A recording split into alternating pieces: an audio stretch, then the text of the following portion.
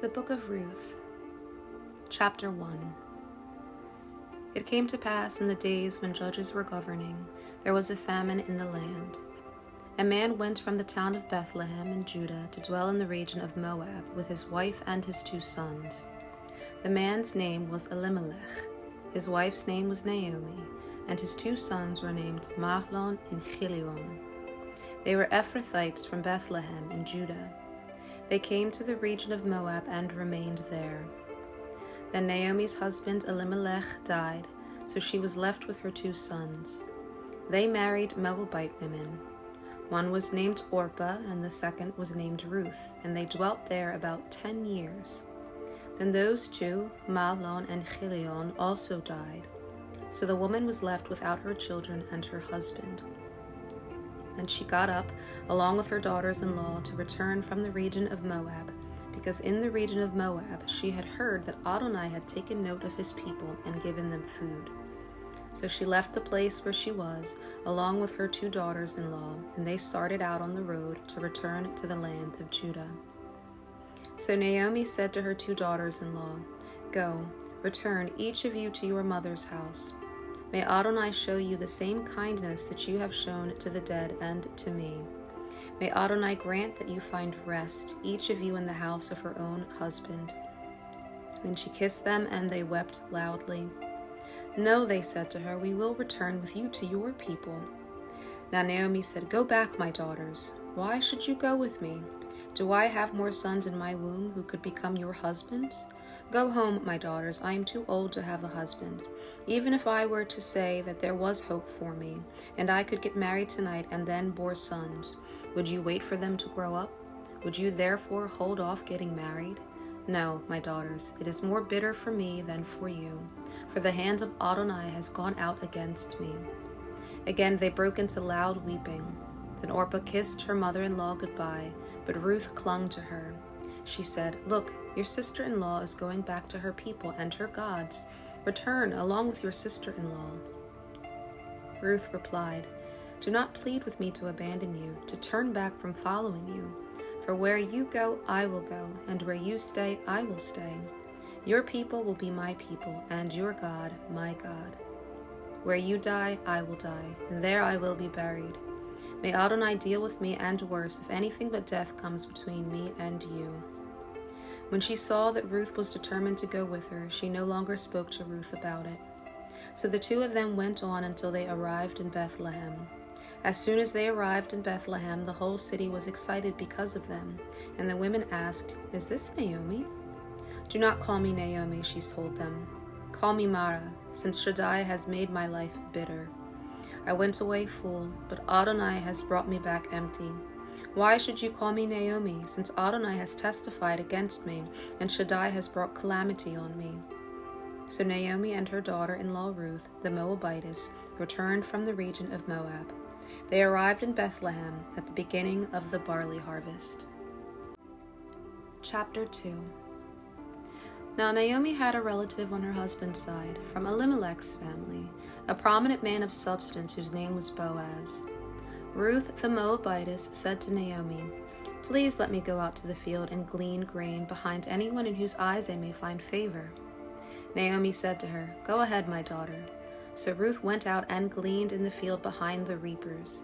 She just so happened to be in the field of Boaz, who was from Elimelech's family.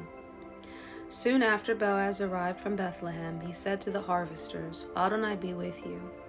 They replied, "May Adonai bless you." Then Boaz asked the foreman of his harvesters, "Whose young woman is this?" "She is a Moabite woman who came back with Naomi from the region of Moab," the foreman replied.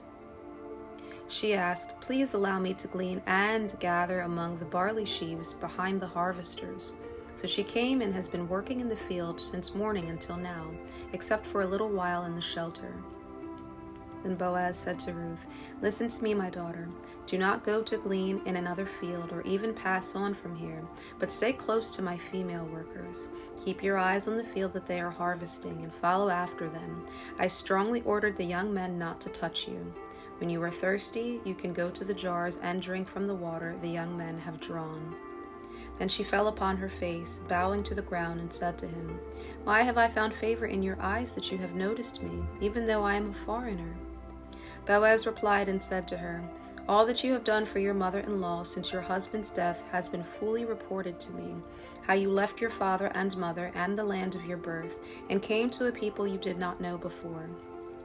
May Adonai repay you for what you have done, and may you be fully rewarded by Adonai, God of Israel, under whose wings you have come to take refuge." She said, "May I continue to find favor in your eyes, my lord, for you have comforted me and spoken kindly to your maidservant, even though I am not one of your maidservants." At mealtime, Boaz said to her, "Come over here and eat some bread and dip your piece into the wine vinegar." So she sat beside the harvesters, and he held out to her roasted grain. She ate until she was full, and some was still left. When she got up to glean, Boaz gave orders to his workers, saying, "Let her glean even among the sheaves, do not humiliate her. Also be sure to pull out some grain for her from the sheaves, and leave them for her to pick up, and do not rebuke her." So she gleaned in the field until evening. When she thrashed what she had gathered, there was about an ephah of barley. She carried it back to town, where her mother-in-law saw what she had gleaned. Ruth took some out and gave her what was left over after eating her fill. Her mother-in-law asked her, "Where did you glean today? Where did you work? May the one who noticed you be blessed." She told her mother-in-law with whom she had worked, and she said, "The name of the man for whom I worked is Boaz." So Naomi said to her daughter-in-law, "May he be blessed by Adonai, who has not stopped his kindness to the living or to the dead." Then Naomi said to her, "This man is closely related to us, one of our kinsman redeemers." Then Ruth the Moabitess said, "He even said to me, 'Stay close to my workers until they have finished the entire harvest.'" Naomi answered her daughter-in-law Ruth, "It is good, my daughter-in-law, that you go out with his female workers, so that you will not be harmed in another field." So she stayed close to Boaz's female workers, gleaning until both the barley harvest and the wheat harvest were completed.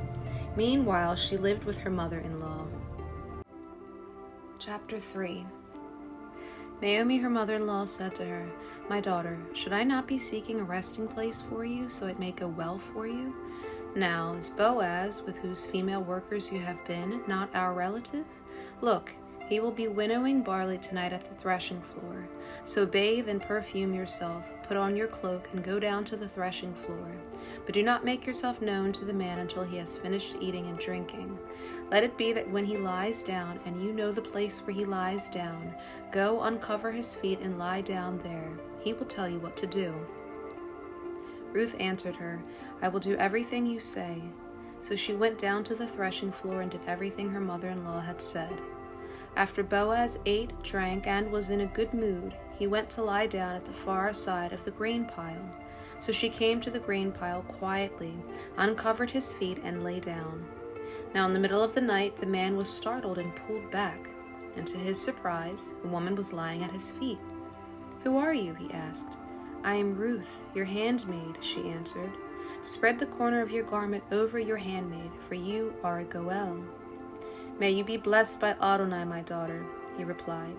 "You have made the latter act of loyalty greater than the first by not running after the young men, whether rich or poor. Now, my daughter, do not be afraid. Everything you propose I will do for you, for everyone in town knows that you are a woman of valor. Although it is true that I am a Goel, there is one who is a closer Goel than me. Stay here tonight, and in the morning, if he will be your Goel, good, let him do so. But if he is not willing to be your Goel, then I will be your Goel myself, as surely as Adonai lives. Lie down until morning." So she lay at his feet until morning, but got up before one person could be distinguished from another. For he said, "Do not let it be known that the woman came to the threshing floor." And he said, "Bring the cloak you are wearing and hold it out." She held it out, and he poured 6 measures of barley into it and put it on her. Then he returned to town. When Ruth came back to her mother-in-law, Naomi asked, "How did it go, my daughter?" So Ruth told her all that the man had done for her. She said, "He gave me 6 measures of barley, for he said, 'You shouldn't go back to your mother-in-law empty-handed.'" "Wait, my daughter," Naomi said, "until you find out how the matter turns out, for he will not rest until he has settled the matter today." Chapter 4. Meanwhile, Boaz had gone up to the gate and sat down there. And all of a sudden, the Goel about whom Boaz had spoken passed by. "Come over," he called, "and sit down here, my friend." So he came over and sat down. Then Boaz took 10 of the town's elders and said, "Sit down here." So they sat down. Then he said to the Goel, "Naomi, who has returned from the region of Moab, is selling the parcel of land that belongs to our brother Elimelech. I thought I should inform you, saying, buy it in the presence of the people sitting here and in the presence of the elders of my people. If you want to redeem it, redeem it. But if it will not be redeemed, then tell me, so that I can know, because there is no one else in line to redeem it. I am after you." "I will redeem it," he said. Then Boaz said, "On the day you buy the field from Naomi's hand, you will also acquire Ruth the Moabitess, the wife of the deceased, in order to raise up the name of the deceased over his inheritance." The kinsman said, "Then I cannot redeem it for myself, or else I might endanger my own inheritance. You, take my right of redemption for yourself, for I cannot redeem it." Now in the past in Israel, one removed his sandal and gave it to another, in order to finalize the redemption and transfer of a matter. This was a legal transaction in Israel. So the kinsman said to Boaz, "Buy it for yourself," then took off his shoe. Boaz announced to the elders and all the people, "You are witnesses today that I have bought from Naomi all that belonged to Elimelech, and all that belonged to Chilion and Mahlon. Moreover, I have acquired Ruth the Moabitess, the widow of Mahlon, to be my wife, in order to raise up the name of the deceased over his inheritance, so that the name of the deceased will not be cut off from his brothers or from the gate of his town. You are witnesses today." All the people at the gate and the elders said, "We are witnesses. May Adonai make the woman who has come into your house like Rachel and like Leah, who both built up the house of Israel. May you prosper in Ephrath and be renowned in Bethlehem. May your house be like the house of Perez, whom Tamar bore to Judah, through the seed that Adonai will give you by this young woman." So Boaz took Ruth, and she became his wife. When he went to her, Adonai enabled her to conceive, and she gave birth to a son. And the women said to Naomi, "Blessed be Adonai, who has not left you without a Goel today. May his name be famous throughout Israel. Moreover, he will be to you a renewer of life and a sustainer of your old age, for your daughter-in-law, who loves you and is better to you than 7 sons, has given birth to him." Naomi took the child and held it to her bosom and took care of him. The neighboring women gave him a name, saying, "A son has been born to Naomi." So they called him Obed. He was the father of Jesse, the father of David. These are the generations of Perez. Perez fathered Hezron. Hezron fathered Ram. Ram fathered Amminadab. Amminadab fathered Nahshon. Nahshon fathered Salmon. Salmon fathered Boaz. Boaz fathered Obed. Obed fathered Jesse. And Jesse fathered David.